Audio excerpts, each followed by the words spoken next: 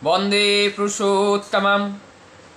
आज मैं एक बहुत मज़ेदार एक प्रश्न लेके आया हूँ और प्रश्न है, हम सभी लोग जानते हैं ये जो सृष्टि जगत और इसमें मेरा देह, ये देह नाशवान है और ये जो शरीर है सबका नाश होता है। लेकिन नाश होता है हम लोग जानते हैं, उसके बावजूद भी हम सभी लोग बचना चाहते हैं। इसका क्या माने हैं? परम दयाल के पास ये प्रश्न रखा गया कि ये नाशवान देह हैं, जानते हैं, उसके बावजूद भी हम लोग बचना चाहते हैं। ठाकुर जी इस बात की व्याख्या करते हुए कहते हैं, तुम दुनिया में जो भी चीज़ देखोगे सभी में एक प्रवणता होती है, वो है बचना।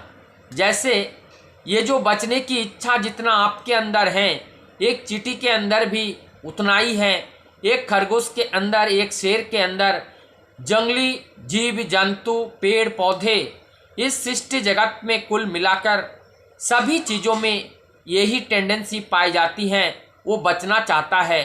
अगर वो हमारे प्रति हिंसा करता है, इसका मतलब वो अपने रक्षा के लिए हमारे प्रति हिंसा करता है। इसमें भी उनका उद्देश्य है बचना।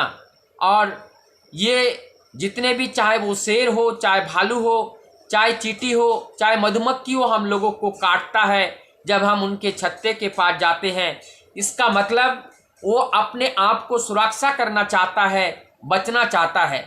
तो इस बात को जानने के लिए जब हम इस बात की तह तक पहुँचेंगे कि एक पिपड़ी के जो चींटी के अंदर भी, उनके अंदर एक प्रवणता है बचने का, शेर के अंदर भी एक प्रवणता है बचने का। एक पेड़ होते हैं, वो गिर जाते हैं, लेकिन उनका जो शीश है वो शीश ऊपर की ओर सीधा फिर खड़ा हो जाता है एक दो दिन के बाद। इसका मतलब वो भी बचना चाहता है।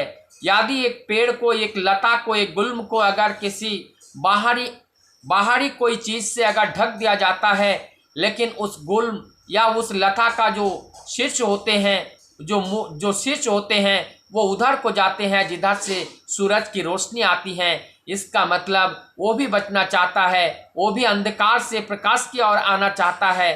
तो इस उदाहरण से हम लोगों को ये प्राप्त हुआ कि इस सृष्टि जगत के जो भी हैं सभी में बचना चाहता है। इसका मूल कारण क्या है? चाहे मनुष्य है, ये भी बचना चाहता है, पेड़ पौधे, पशु पक्षी, मीट मछली, ये जो जितने भी मछलियां हैं, जंगली जंतु, जलीय जंतु जो भी हैं, सभी में बचने का प्रवणता है।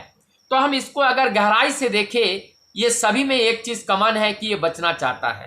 तो इसका मतलब ये बचना चाहता है, ये प्रवणता आया कहाँ से, ये टेंडेंसी कहाँ से आया, ये शक्ति कहाँ से आया? इसका मतलब ये इस सब के अंदर एक ऐसा सत्ता है, ऐसा सत्य है, ऐसा ऊर्जा है, ऐसा प्रकाश है कि जिसका जो गुण है वो बचने का गुण है, बढ़ने का गुण है।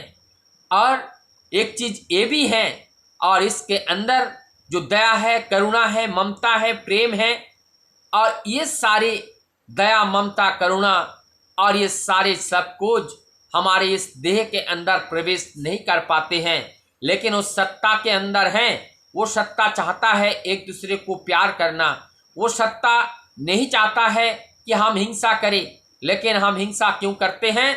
क्योंकि हम लोग जितनी हमारी ज्ञान कम होती हैं, जितनी हमारी ज्ञान कम होते हैं, उतना हम जड़वत होते हैं।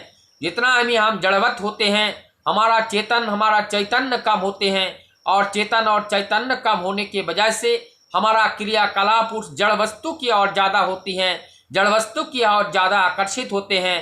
चेतन को हम समझ नहीं पाते हैं, चेतन को हम जान नहीं पाते हैं, और चेतन को ना जान पाने के वजह से हमारे अंदर का जो चैतन्य है वो धीरे धीरे समाप्त हो जाते हैं, और हम जड़वत होकर के हमारे जीवन को अंधकार की ओर लेकर के हमारे जीवन को नाश करते हैं, समाप्त कर देते हैं। अर्थात ये जीवन पशुवत होते हैं, क्योंकि पशु के अंदर ऐसा मस्तिष्क का विकास नहीं होता है, और मस्तिष्क का विकास ना होने से उन लोगों के अंदर उतना ज्ञान, समझने, सोचने का जो बुद्धि है वो बुद्धि का अभाव होते हैं।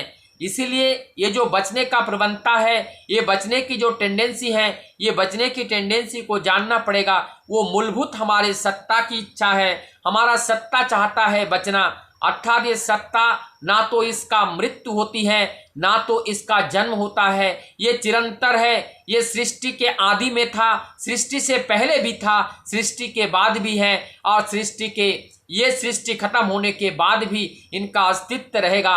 लेकिन वो अस्तित्व निराकार सत्ता में रहता है, ये अस्तित्व का कभी नाश नहीं होता है। इसीलिए ये सनातनी सत्ता है, ये सनातनी सत्ता का जो स्वरूप होते हैं वो स्वरूप ही ये सृष्टि जगत है। इसीलिए वो जो चैतन्य सत्ता सभी के अंदर विराजमान है, और वो चैतन्य सत्ता की चाहत है, चैतन्य सत्ता की इच्छा है, चैतन्य सत्ता की प्रकाश है, और चैतन्य सत्ता ही चाहता है बचना और बढ़ना। इसीलिए वो प्रवणता हमारे अंदर भी है, हमारे पिता के अंदर भी है, हमारे संतान के अंदर भी रहेगा, आने वाले जनरेशन के अंदर भी वही प्रवणता रहेगा जो प्रवणता आज हमारे अंदर है।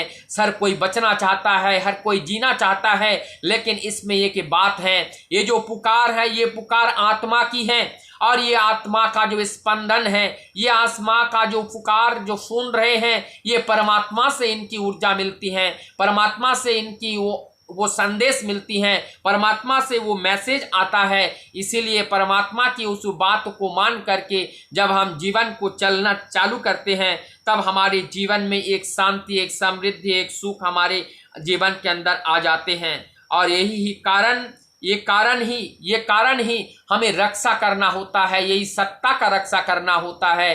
क्योंकि हम इस सृष्टि जगत में प्रभु दया करके हम लोगों को मस्तिष्क दिए हैं, ज्ञान दिए हैं, बुद्धि दिए हैं, विवेक दिए हैं। इसी के स्वरूप हमारे इस सारे सृष्टि जगत में मनुष्य को श्रेष्ठ जीव के रूप में उन्होंने सृजन किए हैं। इसीलिए इस सत्ता का रक्षा करना अपने अंदर, और ये सत्ता का रक्षा करना दूसरे के अंदर, ये हमारा धर्म है।